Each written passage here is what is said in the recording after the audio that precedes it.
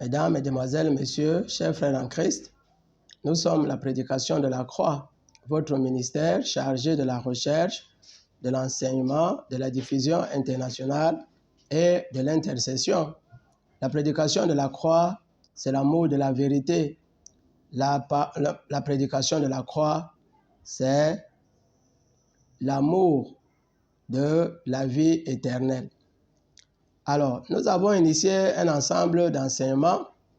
Nous avons vu le Saint-Esprit, nous avons vu les avantages liés à la nouvelle naissance, nous avons vu les baptêmes, nous avons vu les différents types de prières. Alors, lorsque nous étudions les différents types de prières, nous avons dit qu'il y avait les actions de grâce, et il y avait la louange, et il y avait l'adoration. L'adoration qui est la plus grande des prières. Jean 4, verset 24 dit « Dieu est esprit et il faut que ceux qui l'adorent en esprit et en vérité. » Et la partie B dit « Car ce sont là les adorateurs que le Père demande. » Dieu est un mendiant du parler en langue. Dieu veut que nous le louons en esprit et en vérité en parlant en langue. Alors, nous allons parler aujourd'hui du parler en langue. Alors, avant de commencer notre enseignement sur le parler en langue, nous allons faire un mot de prière.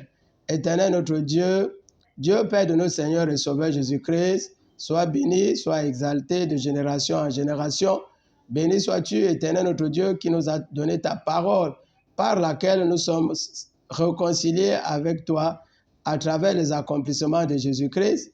Merci parce que Jésus-Christ, qui est la vie, se déploie dans nos corps mortels, afin que tout ce que l'adversaire a voulu planter en eux pour se glorifier de nos échecs est brisé et jeté dans les profondeurs de la mer. Merci pour cet enseignement. Merci pour tous ceux qui s'impliquent de près ou de loin.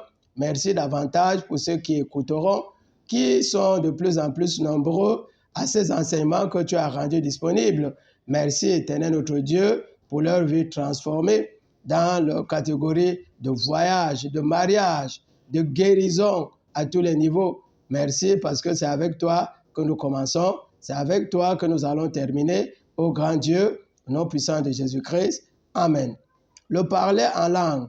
Le parler en langue est l'une des 9 manifestations de l'Esprit que nous voyons dans 1 Corinthiens 12. On a dit les 9 manifestations de l'Esprit, c'est le parler en langue, c'est l'interprétation des langues, c'est la parole de prophétie, c'est la parole de connaissance, la parole de sagesse, la foi, le discernement des esprits, la foi et la guérison.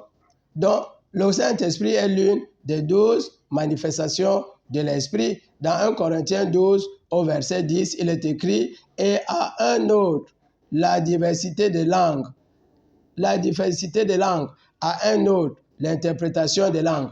Quand on dit ici à un autre, voici une des erreurs qui ont eu lieu dans l'Église. Ici, on voulait dire à une occasion, à une personne. On lui demande de parler en plusieurs langues. À une autre occasion, à une personne, on demande de faire l'interprétation des langues. Mais il a été interprété qu'une personne fera le parler en langue, une autre fera l'interprétation des langues. Non, c'est la même personne qui aujourd'hui parle en langue. Frère Achille parle et interprète, et parle en langue et interprète, et il parle en langue et il interprète. Donc, ce n'est pas une personne qui parlera en langue seulement et une autre qui sera interprète. Seuls les croyants nés de l'esprit, nés de nouveau, peuvent manifester le parler en langue. Vous voyez, seuls les croyants nés de nouveau, véritablement, peuvent manifester le parler en langue. Nous avons celui qui est... seuls les croyants nés de nouveau, nous avons vu le jour de la Pentecôte, lorsque les disciples eurent rempli toutes les conditions que le Seigneur Jésus-Christ leur avait données. On dit, le jour de la Pentecôte, ils étaient tous ensemble. Tout à coup, il vint du ciel un bruit violent, un bruit comme celui d'un vent impétueux. Ils furent tous remplis du Saint-Esprit et ils se mirent à parler en d'autres langues selon que l'Esprit leur donnait de s'exprimer. Alors, nous allons donner quelques caractéristiques. Celui qui parle en langue parle aussi par l'Esprit.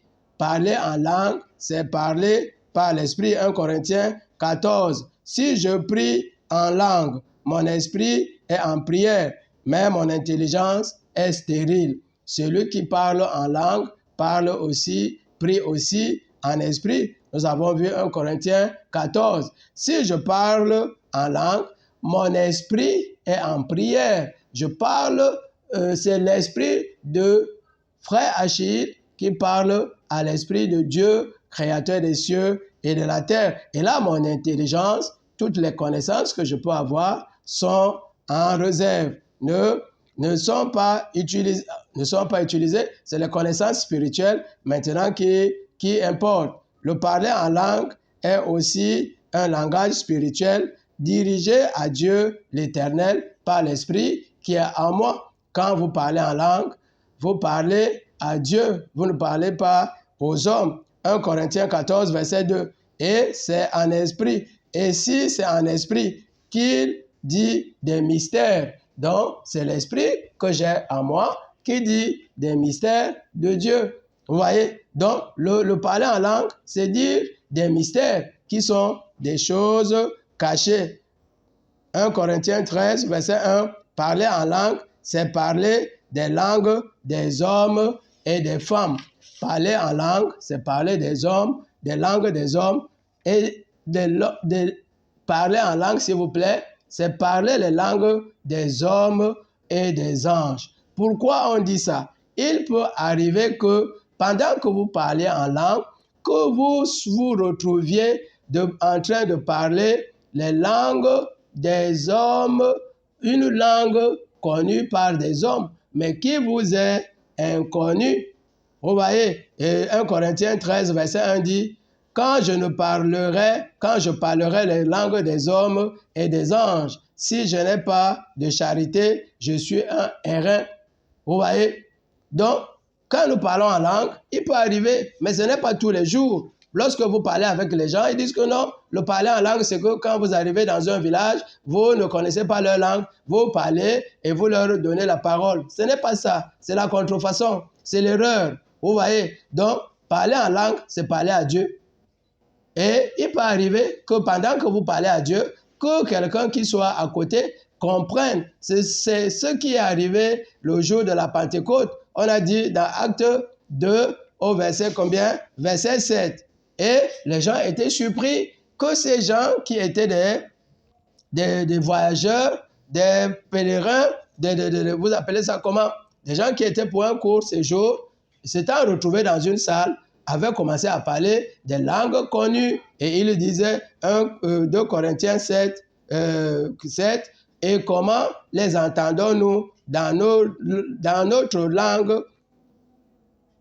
Et comment les entendons-nous dans notre propre langue, à chacune dans notre langue maternelle?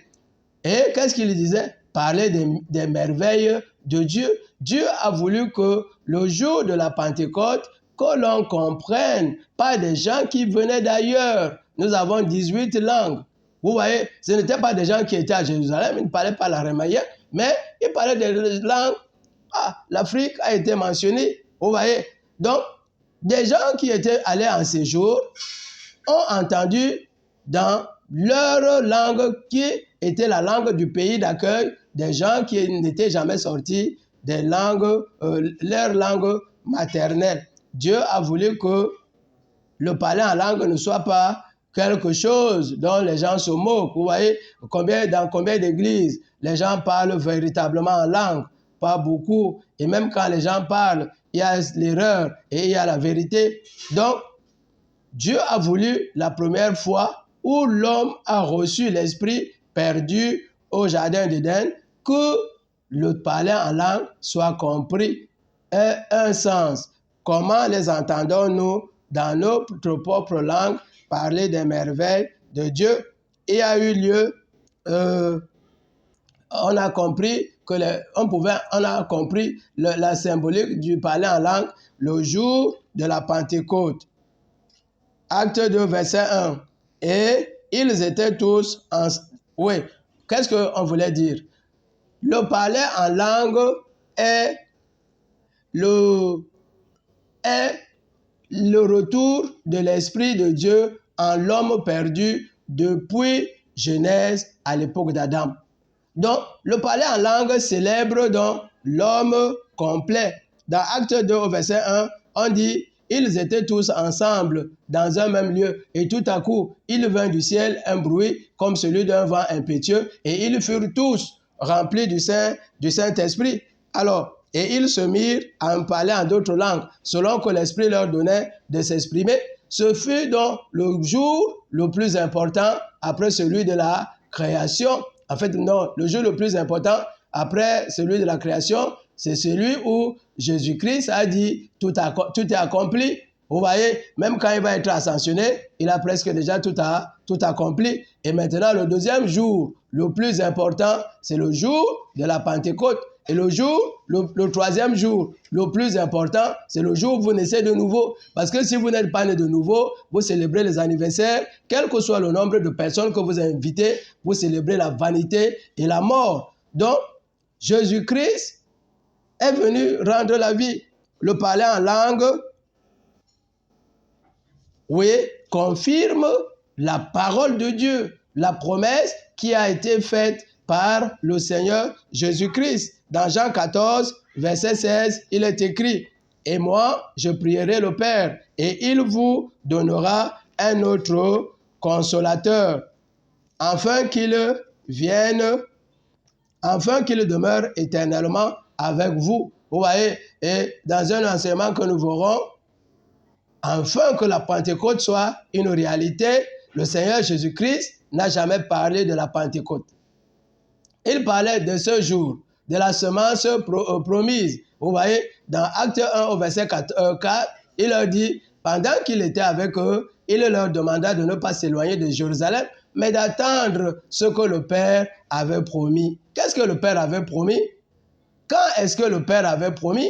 Le Père avait promis dans Genèse 3, verset 15, la séparation de la relation qui existait entre le femme et le serpent. Il disait, je mettrai une inimitié entre ta postérité et sa postérité. Et donc, Jésus-Christ annonçait le retour de l'Esprit Saint. Enfin, qu'il demeure éternellement avec nous. Donc, le Saint-Esprit demeure avec nous. Le parler en langue, oui, le parler en langue présente l'homme complet dès la création. Donc, le parler en langue présente l'homme complet depuis la création. Il est écrit 1 Corinthiens 2, verset 10.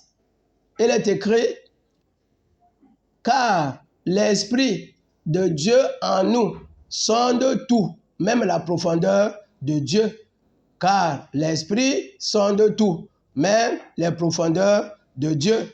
1 Corinthiens 10, verset 14. Mais l'homme animal ne comprend pas les choses de l'Esprit de Dieu, car c'est spirituellement qu'on en juge. Depuis la chute de l'homme, l'homme est animal. Il est constitué de deux parties, le corps et un corps et une âme.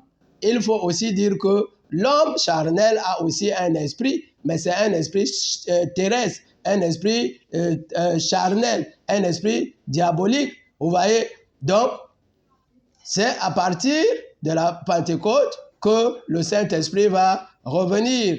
Alors, qu'est-ce que le parler en langue? Celui qui parle en langue se construit lui-même. Donc, toute la puissance de Dieu est cachée dans le parler en langue.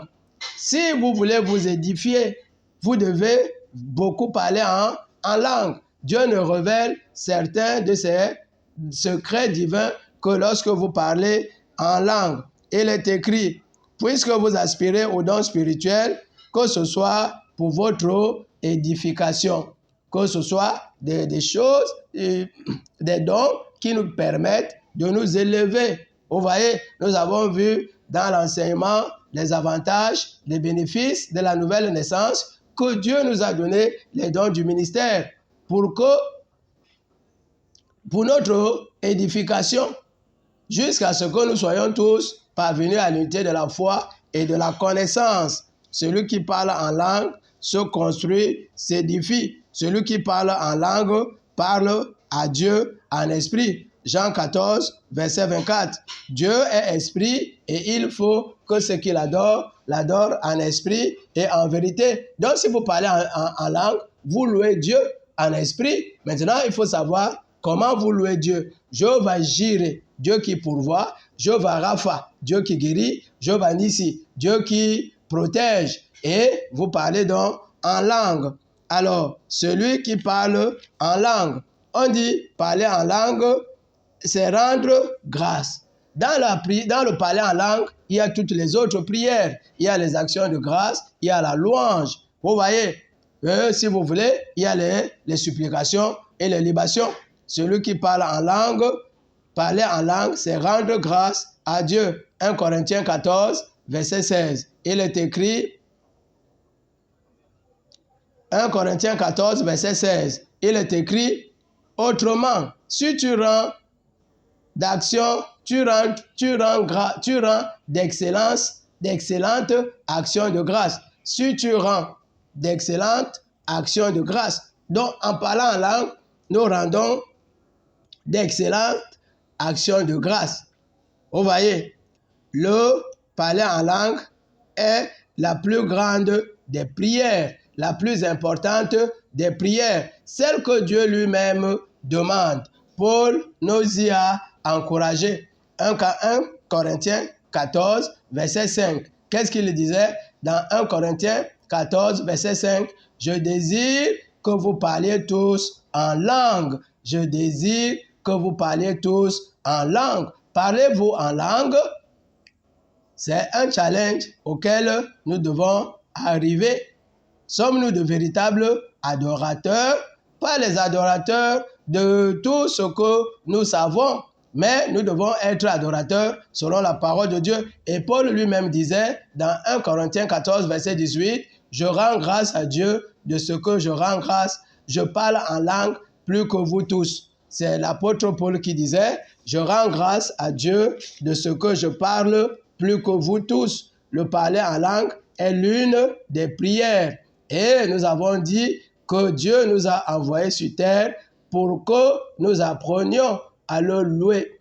Lorsque Jésus-Christ viendra faire l'enlèvement, il prendra ceux qui auront commencé à adorer. Parce qu'au ciel où nous irons, c'est pour adorer Dieu.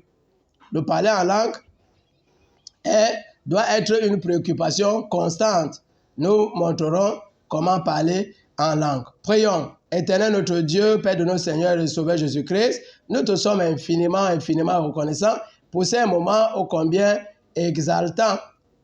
Ces moments où tu prêches ta parole droitement divisée. Merci par celui par qui tu parles et tout ce qui s'implique de près ou de loin, afin que cette parole soit une réalité permanente. Merci pour la vie de ceux en qui elle se déploie, qui brise toutes les portes des reins qui avaient été fermées, portes de blocage qui sont brisées, fortes portes de célibat, portes, éternel notre Dieu, de misère, de pauvreté qui sont brisées au nom puissant de Jésus-Christ. Merci pour toutes les guérisons que tu as rendues disponibles. Dieu de paix, Dieu d'amour, Dieu de toute grâce excellente. Merci parce que tu agiras toujours davantage, afin que seule ta volonté prévale dans ce monde de ténèbres. Dieu, Dieu, Dieu, merci pour nos vies, celles de ceux qui nous sont chers. Merci pour nos activités. Tu touches les cœurs de ceux avec qui nous traitons afin qu'ils nous soient favorables. Merci pour nos pays dans lesquels tu mets beaucoup de paix. Merci, éternel notre Dieu, parce que tu agis toujours. Béni sois-tu, toi qui écoutes, qui oses, nom puissant de Jésus-Christ, le Saint et le juste.